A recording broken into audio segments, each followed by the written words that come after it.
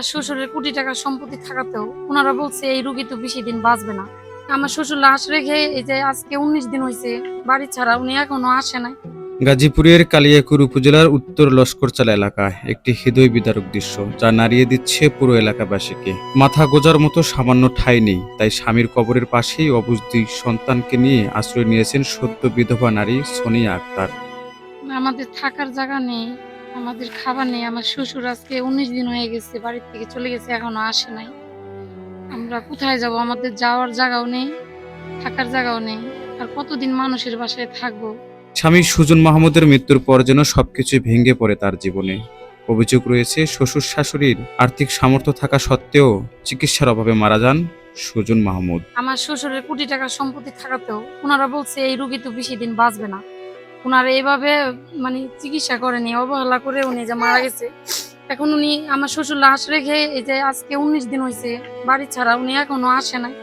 আর আমরা মানুষের বাসায় এখনো আছি আশ্রয়, সেটা কয়দিন। আর সেই মৃত্যুর পরেই আরো অসহায় হয়ে পড়েন সোনিয়া। নির্দয় বাস্তবতা, নিজের ঘর থেকেও ঠাঁই হয়নি তার। শ্বশুর শাশুড়ি মেনে নেননি পুত্রবধূ কিংবা নিজের নাতি নাতনিদেরও। আমার বাবা মারা গিয়েছে, 19 দিন হয়ে গিয়েছে। আমরা আমার দাদুদের বাসায় থাকতে পারছি না। আমাদের বাসায় স্বীকৃতি বুঝিয়ে দিচ্ছে না, আমাদের বাসায় থাকতে দিচ্ছে না। আমরা অন্যদের বাসায় থাকতেছি। অসহায় এই নারী শেষ আশ্রয় হিসেবে বেছে নেন স্বামীর কবরের পাশটুকু। সেখানে অশ্রুসিক্ত হয়ে দিন কাটছে তার এবং তার দুই শিশুর।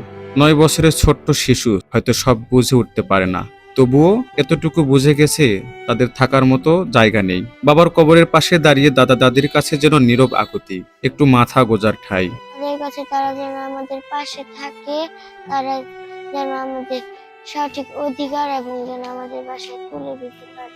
স্থানীয়দের অনেকে আশা করেছিলেন সময়ের সাথে হয়তো মন গলবে পরিবারের, কিন্তু কয়েক সপ্তাহ পেরিয়ে গেলেও খোঁজ নেয়নি কেউ। অবশেষে মানবতার হাত বাড়িয়ে দেয় প্রতিবেশী একটি পরিবার।